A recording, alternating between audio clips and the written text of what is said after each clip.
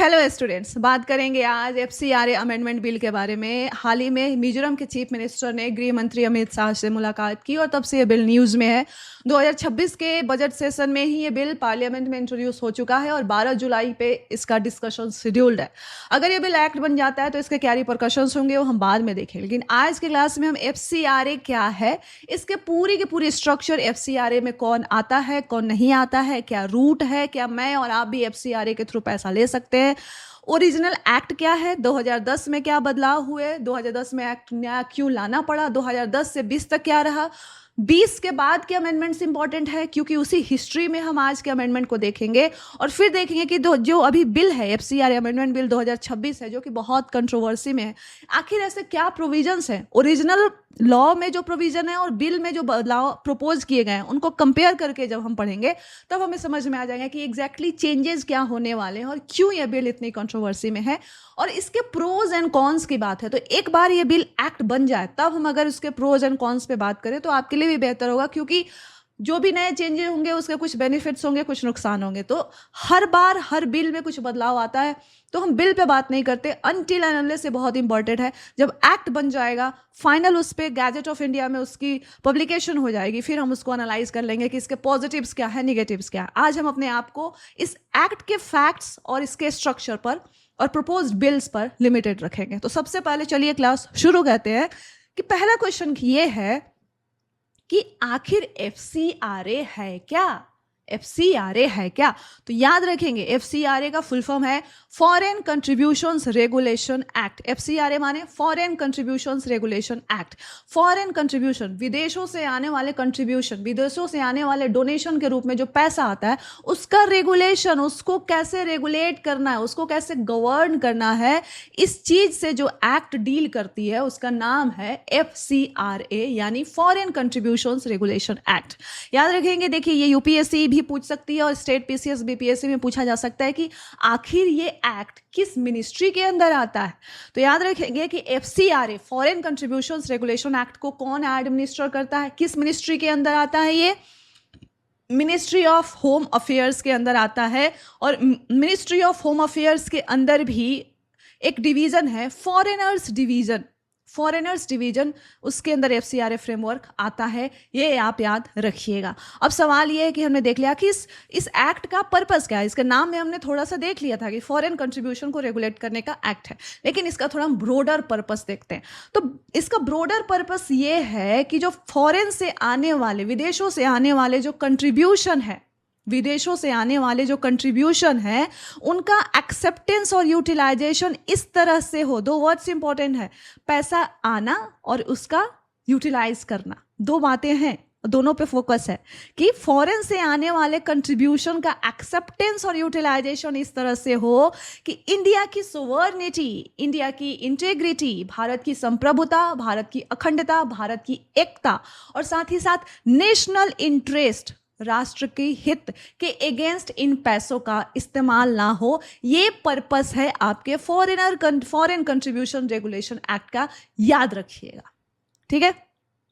अब देखिए अभी जो फॉरेन एफसीआरए हम शॉर्ट में रखेंगे, राइट, एफसीआरए एक्ट है वो 2010 में इनएक्ट किया गया था, वो 2010 से एक्ट चल रहा है। समय समय पर अलग अलग सरकारों ने इसमें बिल, इस एक्ट में छोटे मोटे बदलाव किए हैं, लेकिन ये जो 2010 का एक्ट है जो करेंटली चल रहा है, ये किसको रिप्लेस किया था, इससे पहले था 1976 का एक एक्ट बना था।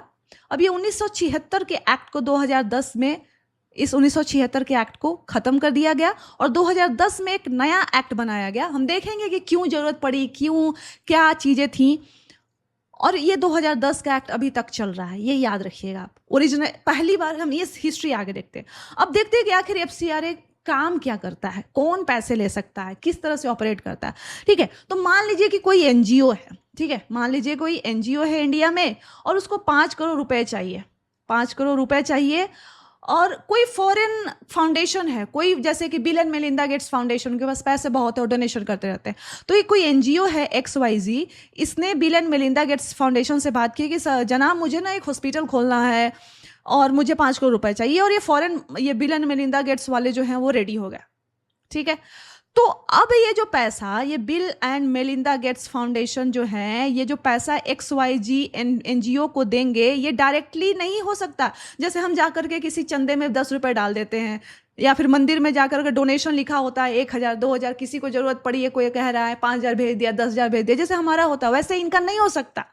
ये NGO फॉरेन से, Bill and Melinda Gates Foundation से अगर पैसे लेने हैं, ये मैं एग्जांपल दे रही हूँ, ये कोई भी हो सकता है जो डोनेशन दे, तो Bill and Melinda Gates Foundation को अगर XYG NGO को पैसे भेजने हैं 5 करोड़ रुपए, जो कि डॉलर में आएगा, तो ये डायरेक्टली नहीं भेज सकते, ये भेजेंगे FCRA रूट के थ्रू। समझ में आया?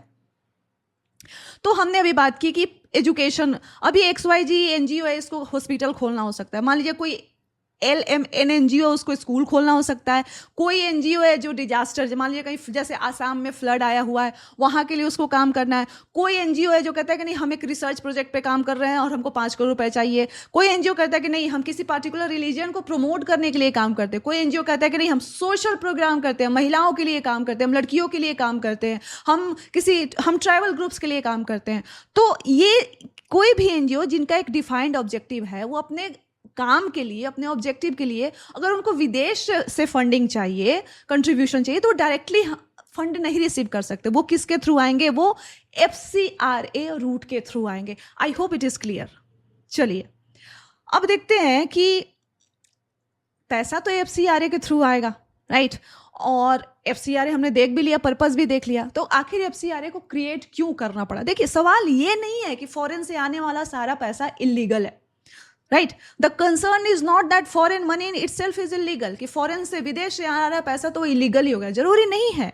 बट सवाल ये है, चिंता ये है कि क्या विदेश से आने वाले पैसे, जो कि व्हाइट भी हो सकते हैं, ब्लैक भी हो सकते हैं, विदेश से आने वाले पैसों को क्या हम इंडिया के डेमोक्रेटिक इंस्टीट्यूशंस, क्या हम इंडिया के पॉलिटिक्स, इंडिया की सोसाइटी, इंडिया के रिलीजन को अफेक्ट होने दे सकते हैं निगेटिव तरीके में? ये है सवाल। तो सवाल ये नहीं कि फॉरेन से आने वाला पैसा इलीगल है, सवाल क्या है कि क्या फॉरेन से आने वाले फाइनेंशियल रिसोर्सेस इंडिया के पॉलिटिकल स्ट्रक्चर को, इंडिया के सामाजिक संरचना को, इंडिया के धर्म को, रिलीजियस स्ट्रक्चर को, इंडिया के डेमोक्रेटिक इंस्टीट्यूशनल इंस्टीट्यूशन को, जिसमें पार्लियामेंट है, आपकी पॉलिटिक्स है, आपके जजेस हैं, आपके इंस्टीट्यूशंस है, इलेक्शन कमीशन, इस तरह की चीज़ों को निगेटिव तरीके से, इस तरह से अफेक्ट करे कि हमारे नेशनल इंटरेस्ट के अगेंस्ट हो? क्या हम ये अलाउ कर सकते हैं? तो यहाँ पर basically foreign contribution act FCRA दो चीज़ों में बैलेंस करने की कोशिश करता है। FCRA किस चीज़ों में बैलेंस कर रहा है?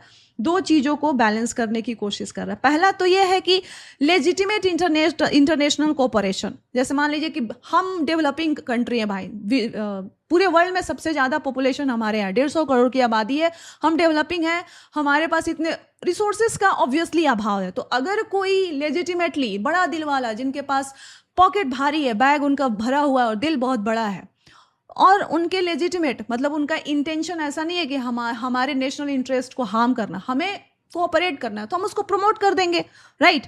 तो FCRA का पहला गोल क्या है कि जो लेजिटिमेट, वर्ड इंपॉर्टेंट है, लेजिटिमेट इंटरनेशनल कोऑपरेशन है, इसको परमिट करना। ठीक, मतलब परमिट करना। अब लेजिटिमेट इंटरनेशनल कोऑपरेशन मतलब क्या हो गया कि ऐसे लोग जो हेल्थ केयर, ऐसे ऑर्गेनाइजेशंस इंडिया में है जो हेल्थ केयर पे काम कर रहे हैं, ऐसे ऑर्गेनाइजेशंस है जो एजुकेशन पे काम कर रहे हैं, ह्यूमैनिटेरियन असिस्टेंस, बहुत सारे ऐसे होंगे अभी NGO जो आसाम में काम कर रहे होंगे, अभी वहाँ पे फ्लड से बुरा हाल है, डिजास्टर रिलीफ हो गया, सोशल वेलफेयर, कुछ NGOs होंगे जो आपके साइंटिफिक रिसर्च, या फिर कुछ NGOs होंगे जो हम रिलीजियस एक्टिविटीज़ करते हैं, राइट? हमारे पास वो अलाउ है 25 to 28 के अंदर। तो इस तरह के लेजिटिमेट इंटरनेशनल कोऑपरेशन जो आ रहा है, उसको FCRA क्या करती है? प्रमोट करती है।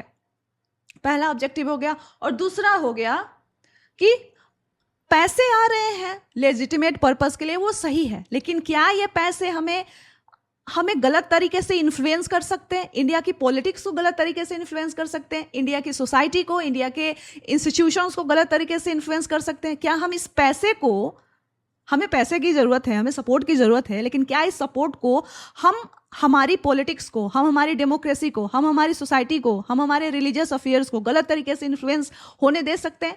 नो, सो दूसरा ऑब्जेक्टिव एफसीआरए क्या करता है, it prevents undesirable foreign influence, जो ऐसे फॉरेन इन्फ्लुएंस जो अनडिजायरेबल हैं, वर्ड अनडिजायरेबल इंपॉर्टेंट है, अनडिजायरेबल फॉरेन इन्फ्लुएंस जो हैं उनको प्रिवेंट करना,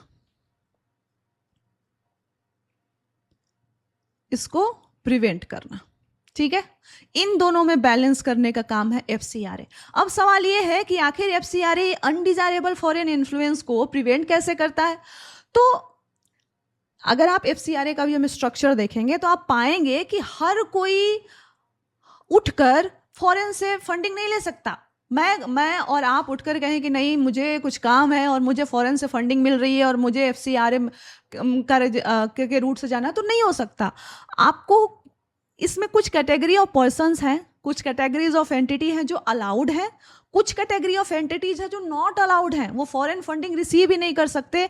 और साथ ही साथ जो पैसे जिनको अलाउड है कि वो जो एंटिटीज़ पैसे रिसीव कर सकते हैं, जिन एंटिटीज़ को फॉरेन से फंडिंग मिल सकती है, कंट्रीब्यूशन मिल सकता है, उन पे भी लिमिटेशन है कि उन पैसों को कैसे यूज़ करना है, कहाँ यूज़ करना है, ट्रांसपेरेंसी, अकाउंटेबिलिटी, लेखा जोखा, ये सारी चीज़ें हैं।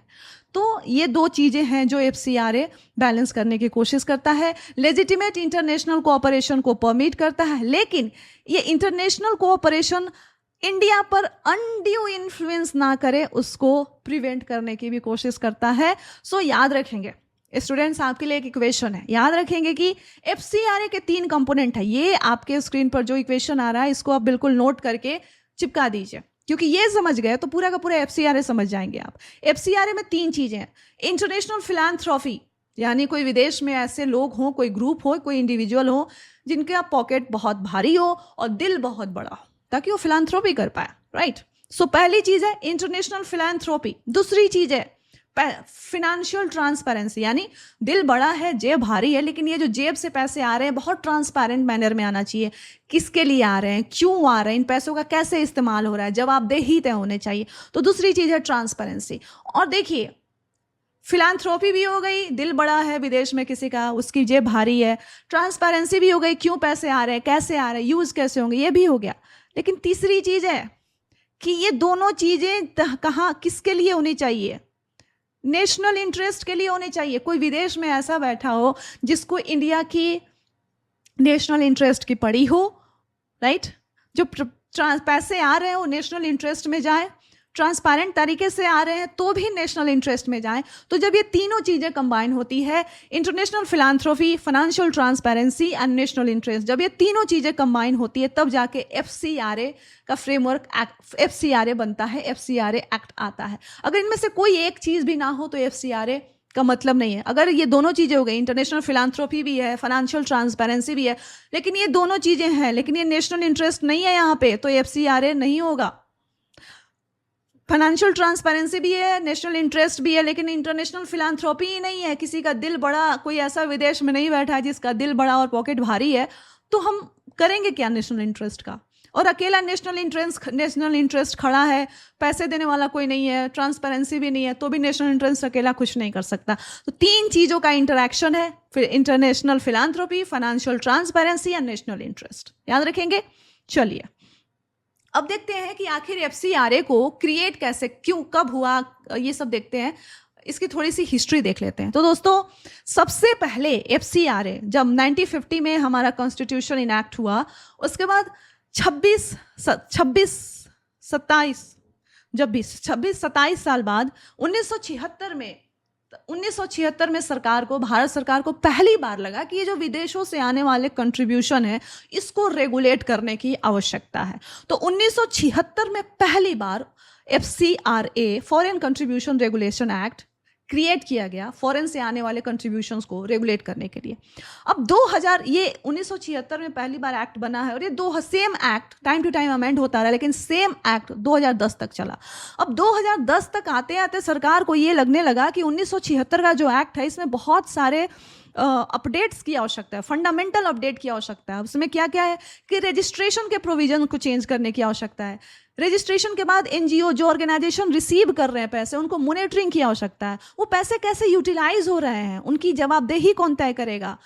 रजिस्ट्रेशन का कैंसिलेशन कैसे होगा, रजिस्ट्रेशन का रिन्यूअल कैसे होगा, और साथ ही साथ अगर एनजीओज जो हैं वो कुछ दुस्साहस करते हैं तो उनको उन पे पेनाल्टीज कैसे लगाई जाएंगी। तो ये फंडामेंटल फ्रेमवर्क बनाने की आवश्यकता पड़ी 2010 में।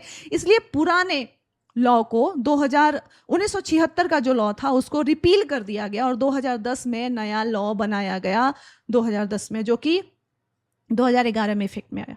याद रखिएगा कि 1976 में जो लॉ था उसमें था कि एक बार आपने कोई ऑर्गेनाइजेशन, कोई एंटिटी एक बार रजिस्ट्रेशन करवा लिया, ये 1976 के लॉ की बात कर रही हूँ, वन टाइम रजिस्ट्रेशन था, एक बार आपने रजिस्ट्रेशन करवा लिया सरकार के साथ एफसीआरए के अंदर, तो वो लाइफ टाइम वैलिडिटी के साथ आता था। कुछ एलआईसी का जो टैगलाइन है ना कि जिंदगी के साथ भी जिंदगी के बाद भी, तो वैसा ही था कि एक बार रजिस्ट्रेशन करवा लिया चलता रहेगा। लेकिन 2010 में लाया गया कि नहीं, रिन्यूअल का भी कंसेप्ट होना चाहिए। अगर कोई एनजीओ अनरूली हो रहा है तो पनिशमेंट के तौर पे उसका कैंसिल भी होना चाहिए।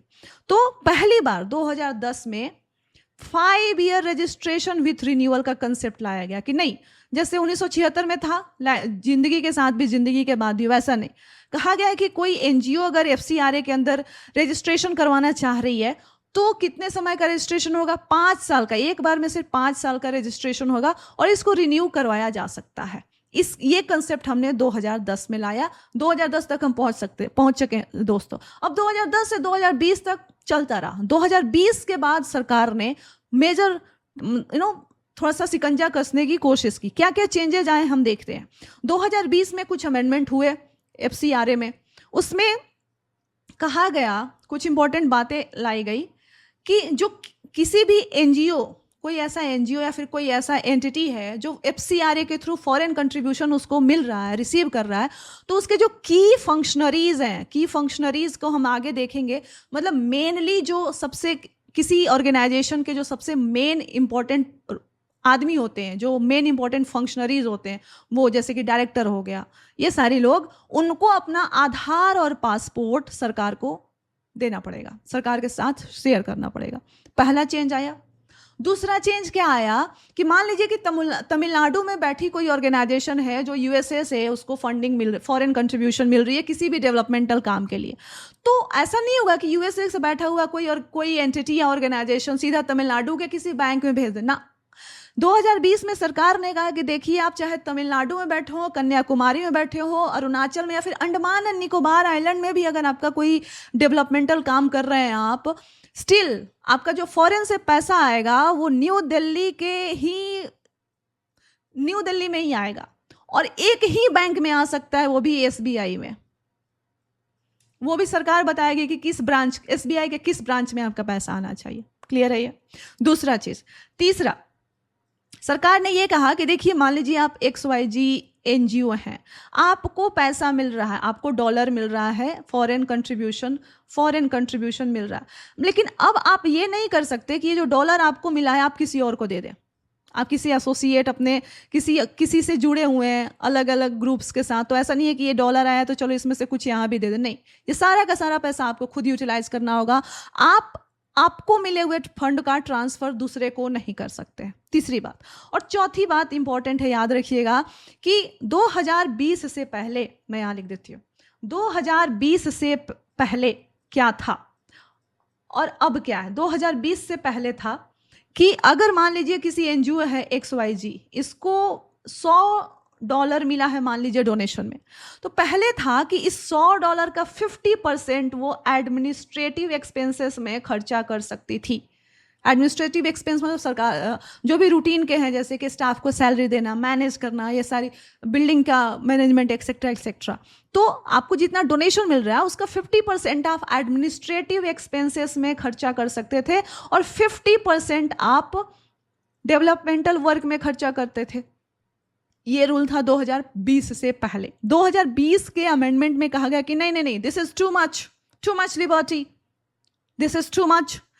क्या किया गया कि ये जो 50% एडमिनिस्ट्रेटिव एक्सपेंसिव में जो ऑप्शन थे, इसको घटा करके 20% कर दिया गया कि देखो भाई, स्टाफ की छटिया कर दो, चाय बिस्किट में बहुत पैसे खर्चा कर रहे हो, एसी कम कर दो, सीलिंग फैन पे काम चलाओ, नहीं तो कूलर लगा लो, बिल कम भरो, स्टाफ कम कर दो, चाय बिस्किट कम खाओ और थोड़ा ट्रेवल के एक्सपेंसेस, फालतू में ट्रेवल मत करो।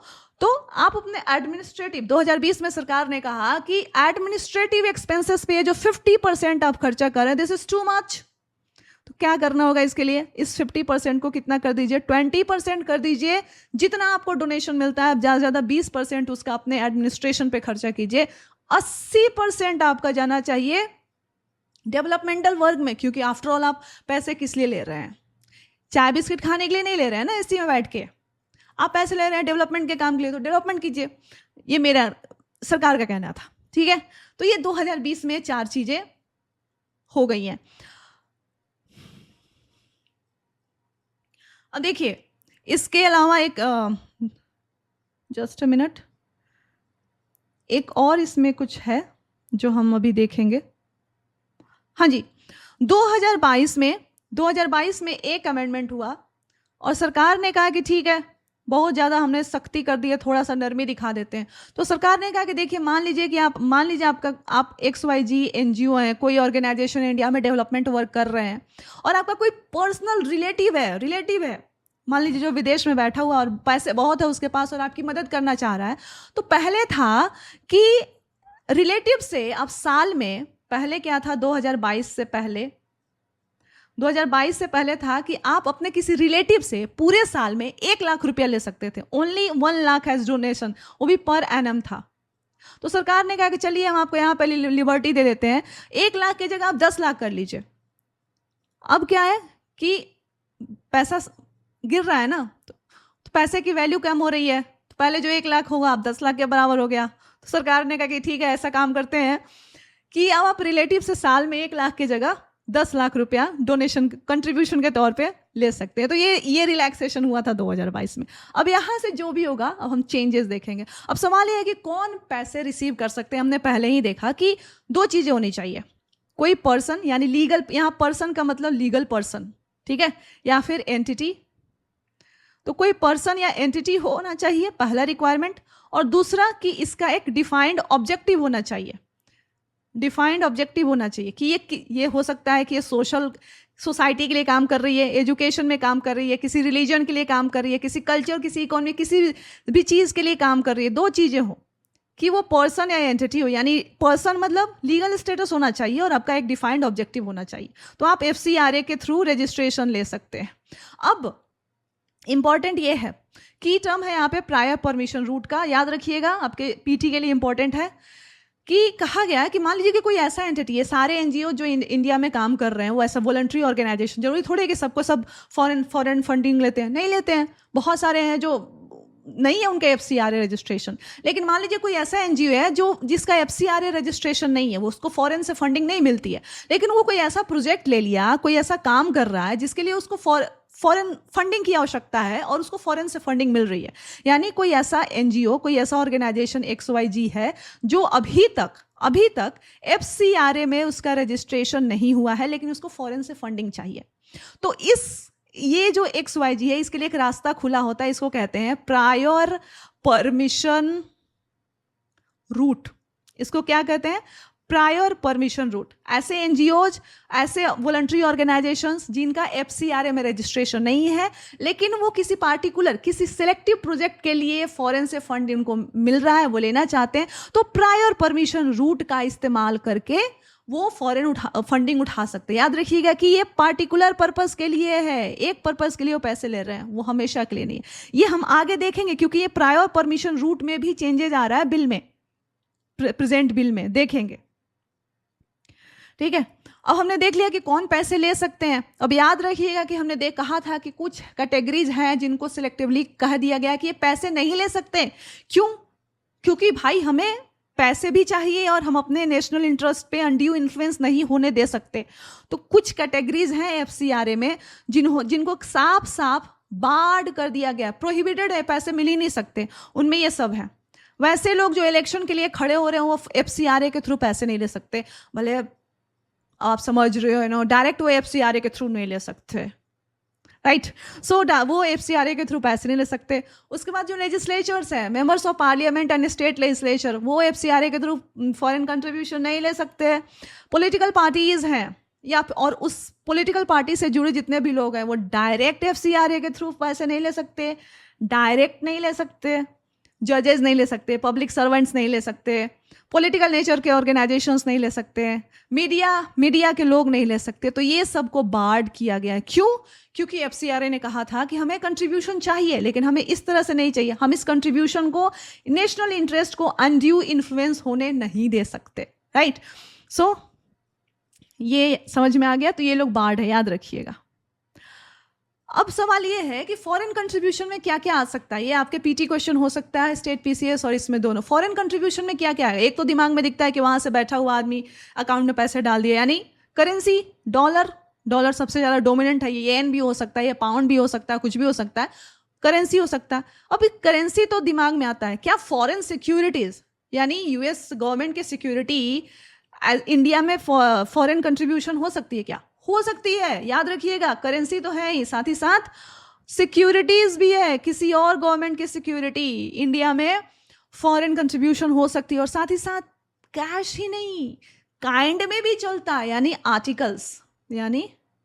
आर्टिकल्स। तो कोई अगर फॉरेन से जो जिनके फिलैंथ्रोपिस्ट हैं, वो चाहे तो पूरा का पूरा एक सेटअप क्रिएट करवा सकते हैं। हम डायरेक्ट पैसा नहीं देंगे, हम इंफ्रास्ट्रक्चर बिल्ड करके दे देंगे। तो ये भी आपका फॉरेन कंट्रीब्यूशन में ही आ गया। ये याद रखिएगा, करेंसी, साथ ही साथ गवर्नमेंट सिक्योरिटीज, किसी भी गवर्नमेंट की सिक्योरिटी चलेगी। और तीसरी आर्टिकल्स। सिर्फ हम कैश में नहीं, हम काइंड में भी बात करते हैं। तो याद रखिएगा। क्लियर है ये? अब हम 2000 इतना समझ लिया। अब हम 2026 के अमेंडमेंट बिल पे आते हैं। अब हम मेन बात पे आते हैं। इशू क्या है, प्रॉब्लम क्या है? सब कुछ तो ठीक चल रहा है, अब क्या बिल में इशू है?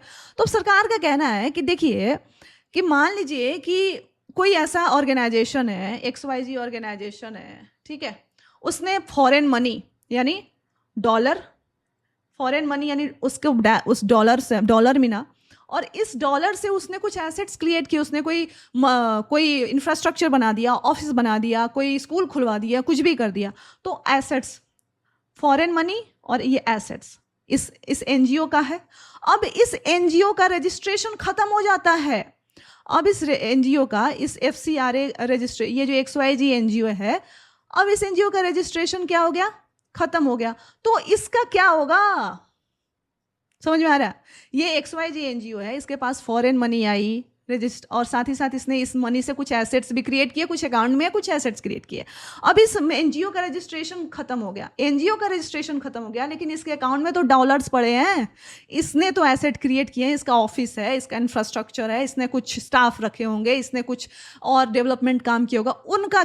उसका काम क्या होगा? तो इसकी कंसर्न के लिए कि रजिस्ट्रेशन खत्म हो जाने पे क्या होगा, 25 मार्च 2026 को लोकसभा में बिल इंट्रोड्यूस किया गया था। 12 जुलाई को डिस्कशन है, और इसके लिए, इसी मैनेजमेंट के लिए किया गया है डेजिग्नेटेड अथॉरिटी। इसी पे सबसे बड़ा टसल है। अब इसके मैनेजमेंट के लिए डेजिग्नेटेड अथॉरिटी इंट्रोड्यूस किया जा रहा है बिल में। अभी का सिचुएशन क्या है? अभी का सिचुएशन यानी जो एक्ट चल रहा है उसमें क्या है? अब सेक्शन 15 एफसीआरए एक्ट 2010, अगर आप देखें एफसीआरए 2010 के अंदर सेक्शन 15 में है, लिखा गया है कि अगर मान लीजिए कि किसी ऑर्गेनाइजेशन का रजिस्ट्रेशन कैंसिल हो जाता है, या फिर वो ऑर्गेनाइजेशन सरेंडर कर देता है अपना रजिस्ट्रेशन, सरेंडर करना मतलब कि रिन्यूअल नहीं करवाता है, तो उसके जो फॉरेन कंट्रीब्यूशन यानी उसके अकाउंट में जो डॉलर्स पड़े हैं, और साथ ही साथ उन डॉलर्स के साथ जो उसने एसेट्स बनाए हैं, वो किसी अथॉरिटी में चला जाएगा जो सरकार तय करेगी। ये सेक्शन 15 में है एफसीआरए 2010 के। प्रॉब्लम क्या है कि गवर्नमेंट कहती है कि कोई, ये तो बात है, लेकिन कोई डिटेल मैकेनिज्म नहीं है कि कैसे ये अथॉरिटी कस्टडी लेगी इस डॉलर और एसेट का, इसको मैनेज कैसे करेगी, इसका सेफ गार्ड कैसे करेगी, इसको बेचना होगा तो किसको बेचेगी, और बेचने के बाद जो पैसे आएंगे वो कहाँ जाएंगे, या फिर अगर किसी को ट्रांसफर करना हुआ तो किसको करेगी। तो इसके लिए 2026 के बिल में, 2026 का जो बिल है जिस पे 12 तारीख को चर्चा होने वाली है, उस सेक्शन 15 एफसीआरए का जो ओरिजिनल 2010 का जो सेक्शन 15 उसको हटा करके सेक्शन 15 को हटा रही है बिल, और नया चैप्टर इंट्रोड्यूस कर रही है, चैप्टर 3A, और इस चैप्टर 3 अंदर के अंदर एक डेजिग्नेटेड अथॉरिटी बनाई जा रही है। और इसका काम ये होगा कि जब किसी एनजीओ या फिर वॉलंटरी ऑर्गेनाइजेशन का रजिस्ट्रेशन खत्म होता है, तो उसके फॉरेन कंट्रीब्यूशन यानी डॉलर प्लस उसने जो एसेट्स क्रिएट किए हैं वो इसमें वेस्ट हो जाएगी। ठीक है, अब ये सवाल ये उठता है कि ये ठीक है, रजिस्ट्रेशन खत्म हो गया, ये वेस्ट हो जाएगी, लेकिन ये पूरा का पूरा काम कैसे करेगा, राइट? तो दो तरह की वेस्टिंग है यहाँ पे, इसके लिए सेक्शन 14 भी देखना जरूरी है, राइट? अब सेक्शन 14 भी जो बिल में प्रपोज किया गया है उसमें 3 तरह की बात कही गई है कि पहला तो यही बात हो गया कि एप्लीकेशन है, एप्लीकेशन का रिन्यूअल आपने किया ही नहीं, रिन्यूअल के लिए एप्लीकेशन किया ही नहीं, इसको कहते हैं सरेंडर करना, कि आपने एफसीआरए रजिस्ट्रेशन सरेंडर कर दिया। दूसरा है कि रिन्यूअल एप्लीकेशन रिफ्यूज, आपने एप्लीकेशन किया लेकिन आपका रिफ्यूज कर दिया गया, इसको बोलते हैं कैंसल करना, क्लियर? और तीसरा है, तीसरे कैटेगरी जो बिल है, जो अभी बिल है जिस पे बात होगी, उसमें सेक्शन 14 बी में तीसरी कैटेगरी है जो जिस पे सबसे ज्यादा कंट्रोवर्सी है कि certification is not renewed before expiry, ये नया एडिशन है और इसको बोला गया है सेसेशन। यानी आपने सरेंडर भी नहीं किया, आपने रिन्यूअल के लिए एप्लीकेशन दिया लेकिन अथॉरिटी की तरफ से डिले हो गई या कुछ भी हो गया, टर्म खत्म होने से पहले अगर आपका सर्टिफिकेट रिन्यू नहीं होता है तो भी आपका ये डॉलर प्लस जो एसेट है ये डेजिग्नेटेड अथॉरिटी के पास चला जाएगा। ये इस पे सारी कंट्रोवर्सी है। जो ओरिजिनल 2010 का जो एक्ट है जो अभी चल रहा है उसमें सिर्फ 2 चीजें हैं, कैंसिलेशन प्लस सरेंडर, लेकिन ये जो बिल है, जो बिल प्रपोज्ड है जिस पे 12 जुलाई को बात होनी है, सारे के सारे इश्यूज यहां पे हैं। सेसेशन कि हमने बिल को हमने रजिस्ट्रेशन रिन्यू करने के लिए एप्लीकेशन दिया, अब उसमें लेट हो गया, शायद मेरी तरफ से फाइल करने में लेट हो गया, आपकी तरफ से लेट हो गया, लेकिन अगर रिन्यूअल टाइम से नहीं होता तो भी मेरा रजिस्ट्रेशन कैंसिल हो जाएगा और मेरे डॉलर प्लस एसेट्स कहां चले जाएंगे? डेजिग्नेटेड अथॉरिटी के पास। मैं बैठ के रोऊंगी। चलिए, तो अब देखेंगे कि ये डेजिग्नेटेड अथॉरिटी के पास सामान कैसे जाएगा हमारा, मतलब हमारा नहीं, मतलब एनजीओज के और बाकी वॉलंटरी ऑर्गेनाइजेशन के, ठीक है? 2 तरह की वेस्टिंग है, 2 तरह की वेस्टिंग है, प्रोविजनल वेस्टिंग और परमानेंट वेस्टिंग, ठीक है? तो मान लीजिए कि कोई एनजीओ है जिसने सर्टिफिकेट, जिसने रिन्यूअल सर्टिफिकेट के लिए अप्लाई किया था, जैसे ही उसका सर्टिफिकेशन कैंसिल होता है, उसका ये जो डॉलर प्लस एसेट है ये किस में वेस्ट हो जाएगा? डेजिग्नेटेड अथॉरिटी में। 2 तरह से वेस्ट होना है, ये डेजिग्नेटेड अथॉरिटी है, ये भी डेजिग्नेटेड अथॉरिटी है। किस तरह से होगा? ये प्रोविजनल होगा, ठीक है? प्रोविजनल मतलब कि आपके पास टाइम, प्रोविजनल मतलब कि ठीक है, टाइम पीरियड के लिए डेजिग्नेटेड अथॉरिटी साहब अब आपके बिहाफ में आपके अकाउंट से डॉलर खर्चा करेंगे, आपके बिहाफ में आपका जो एसेट्स है उनका मैनेजमेंट होगा, आपको टाइम दिया जाएगा कि एक नया सर्टिफिकेट बनवा लीजिए। यहाँ पे देखिए, आपको टाइम दिया जाएगा कि एक नया सर्टिफिकेट बनवा लीजिए, या फिर आपके पास सर्टिफिकेट है तो आप उसको रिन्यू करा लीजिए, है ना? इस प्रोविजनल में आपके पास टाइम होगा, टाइम दिया जाएगा कि आप सर्टिफिकेट, नया सर्टिफिकेट बनवा लीजिए, फ्रेश सर्टिफिकेट या फिर रिन्यू करवा लीजिए। और अगर आप ये करवा लेते हैं तो आपके जो ये जो डॉलर प्लस एसेट्स हैं ये आपको वापस मिल जाएंगे, साथ में जो खर्चे हुए हैं, अब जो रूटीन का खर्चा है वो थोड़े देंगे ये डेजिग्नेटेड अथॉरिटी, ले दे के जो बचा खुचा होगा नेट वो आपको मिल जाएगा, आप अप्लाई कर दीजिएगा, दौड़ते रहिएगा, ये मिल जाएगा, नेट मिलेगा आपको, ठीक है? ओरिजिनल नहीं मिलेगा। दूसरा है परमानेंट वेस्टिंग। एक तो प्रोविजनल वेस्टिंग है, एक परमानेंट वेस्टिंग। अब परमानेंट वेस्टिंग क्या होती है कि भाई देखिए, कुछ भी करके आप ये जो प्रोविजनल आप सर्टिफिकेट आपको नहीं मिल पाया, आप सर्टिफिकेट रिन्यू नहीं कर पाए, परमानेंट वेस्टिंग में कहती है कि अगर कोई ऑर्गेनाइजेशन अपने सर्टिफिकेट को ऑब्टेन करने में, रिन्यू करने में, रिस्टोर करने में फेल हो जाता है तो जो फॉरेन कंट्रीब्यूशन यानी dollar and assets created out of it, यानी जो एसेट्स क्रिएट हुए हैं, इंफ्रास्ट्रक्चर, वो पूरी ये परमानेंटली किस में चला जाएगा? डेजिग्नेटेड अथॉरिटी में चला जाएगा। ये पूरी की पूरी तरह आपका ये डॉलर और एसेट किस में चला जाएगा? डेजिग्नेटेड अथॉरिटी में चला जाएगा। कब? जब आप सर्टिफिकेट आपको नहीं मिल पाता, आप फेल हो जाते हैं, आप रिन्यू नहीं करवा पाते हैं किसी भी तरह से, ठीक है? अब डेजिग्नेटेड अथॉरिटी के पास ये जो आपका जो डॉलर है और एसेट है ये कहाँ चला गया? परमानेंटली चला गया है। किसके पास? डेजिग्नेटेड अथॉरिटी के पास। सेक्शन 3 है। अभी डेजिग्नेटेड अथॉरिटी क्या कर सकती है? आपके पैसे को, डॉलर प्लस एसेट्स को सुपरवाइज करेगी, मैनेज करेगी, आपके एसेट्स को मेंटेन करेगी। और ये इंपॉर्टेंट है, ये तो था कि जब आपका प्रोविजनल वेस्टिंग है, मतलब जब देख रेख के लिए हुआ, आपको जो टाइम मिला है कि नहीं जाइए अपना, हम आपके भी यहाँ पे आपके डॉलर को देख रहे हैं, आप जाइए, आप अपना टाइम जो है वो फोकस जो है किस में लगाइए, सर्टिफिकेट रिन्यू कराने में लगाइए।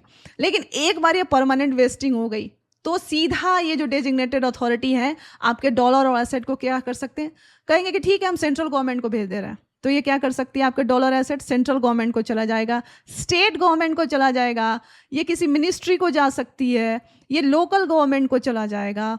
और साथ ही साथ याद रखिएगा ये तो ट्रांसफ़र हो गए, ट्रांसफ़र का ऑप्शन है, ये डिस्पोज यानी बेच सकता है, ये आपके डॉलर और एसेट, डॉलर तो ठीक है, एसेट सीधा बेच देगा, और ये जो पैसे जाएंगे वो कहाँ जाएंगे, कंसोलिडेटेड फंड ऑफ इंडिया में। ये हाल हो गया, अब इस तरह से हमारे कंसोलिडेटेड फंड ऑफ इंडिया में पैसे जा रहे हैं दोस्तों, क्योंकि डायरेक्ट पैसे आ नहीं रहे।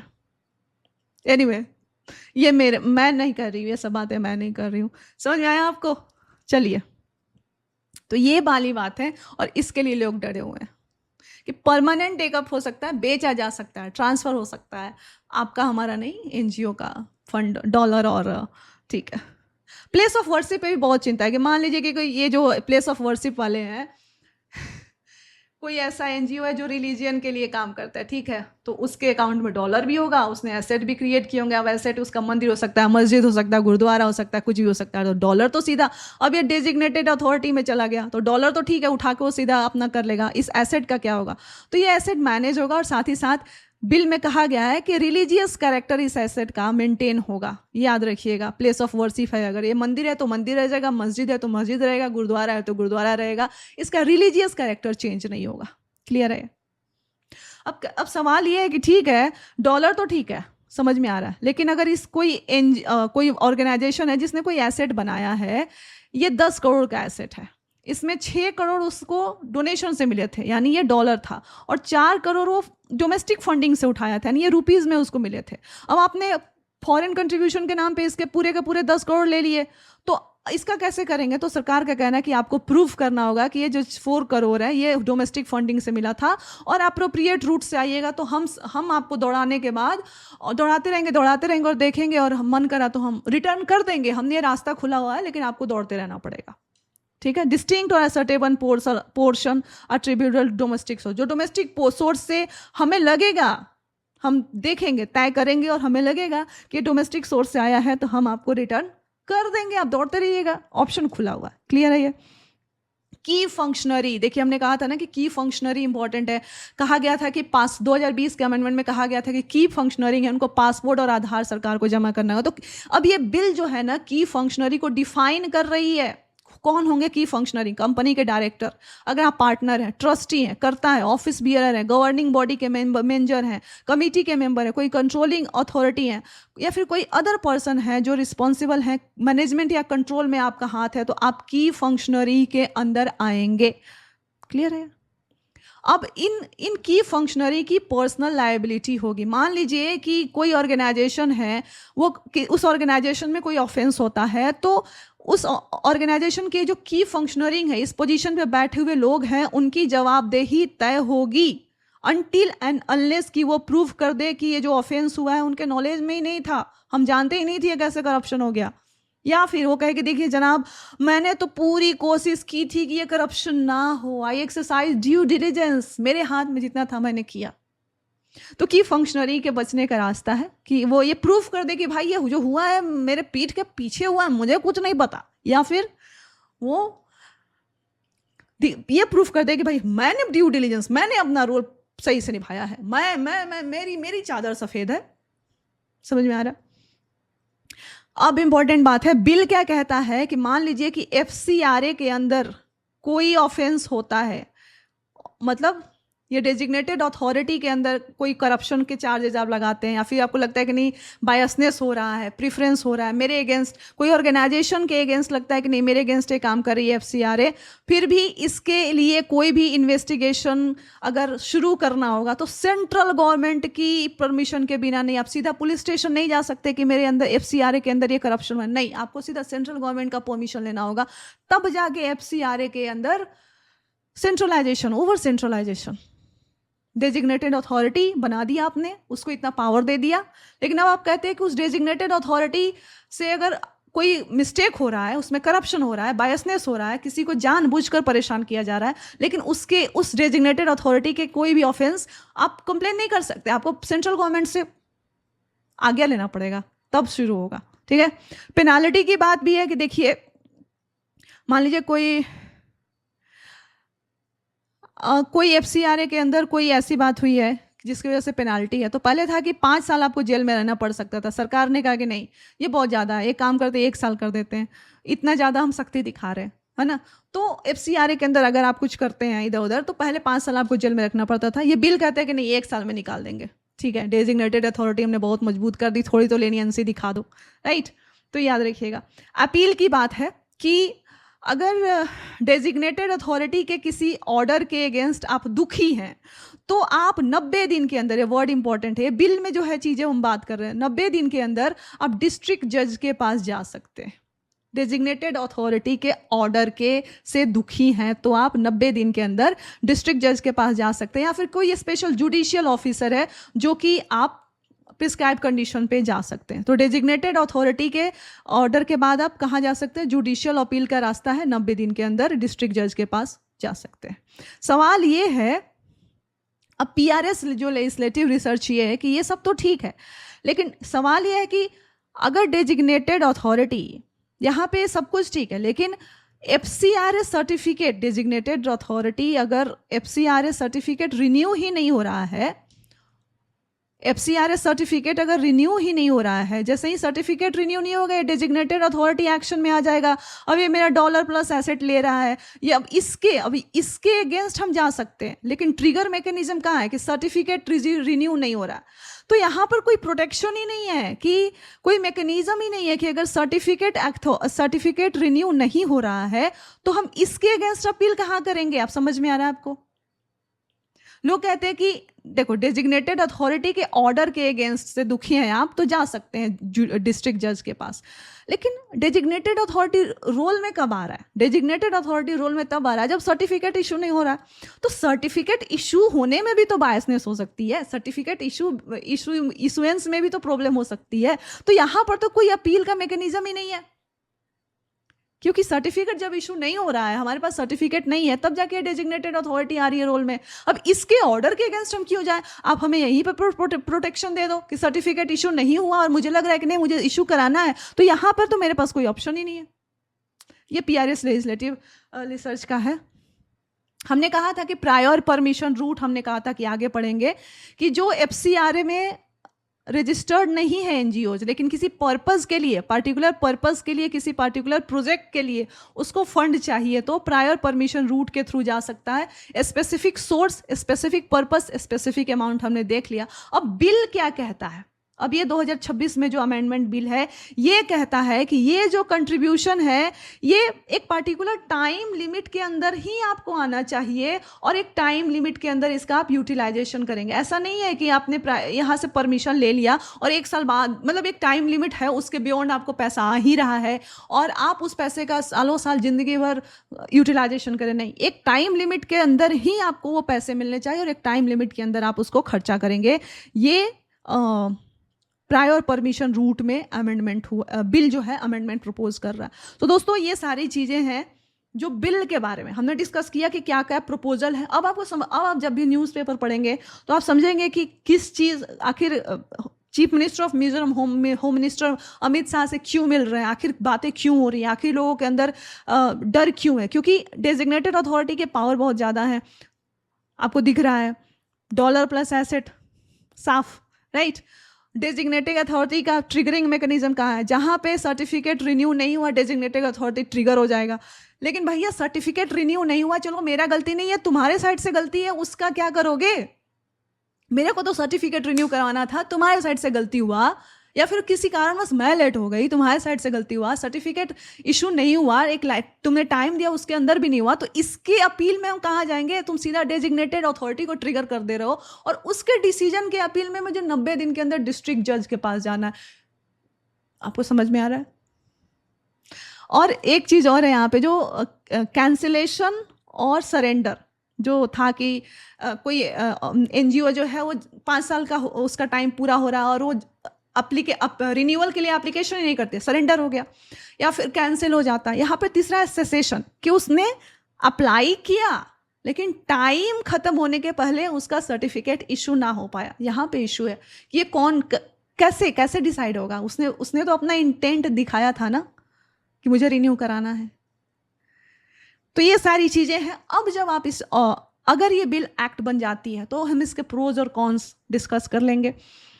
अगर ये बिल में कुछ चेंजेस होते हैं, मेजर चेंजेस होते हैं, बनेगी ही एक्ट इस सारे, अगले साल देखते हैं, तो इसी साल बन जाएगी। वॉइस वोट से ही तो पास करना है ना, क्या ही लगा है, वॉइस वोट से पास करना हो जाएगा। तो इसके प्रोज एंड कॉन्स हम डिस्कस कर लेंगे आने वाले समय में। इसके बाद हम डीलिमिटेशन अमेंडमेंट बिल को डिस्कस करेंगे मोस्ट लाइकली परसों, और जिस तरह जो भी इंपॉर्टेंट लेजिस्लेशंस होंगे उनको हम डिस्कस करते जाएंगे। एक एप्रोप्रिएशन बिल भी अभी पास हुआ है, उसको भी डिस्कस करेंगे, जिसमें आपके यूपीआई और इन सारी चीज़ों पे बैंक्स जो है वो चार्ज लगा सकती है, उसको डिस्कस करना है मुझे। स्टे ट्यून्ड, आपको बहुत अच्छे इंटरेस्टिंग क्लासेस मिलते रहेंगे। दिल खोलकर पढ़ाई करिए, आपके पॉलिटी के एनसीईआरटी के क्लासेस शुरू हो जाएंगे। पॉलिटी के टीचर हूँ, ज्योग्राफी में इंटरेस्ट है, काफ़ी ज्योग्राफी पे काम किया है, तो ज्योग्राफी के एनसीईआरटीज़ के भी क्लासेस आएंगे। So stay tuned and keep reading and stay blessed.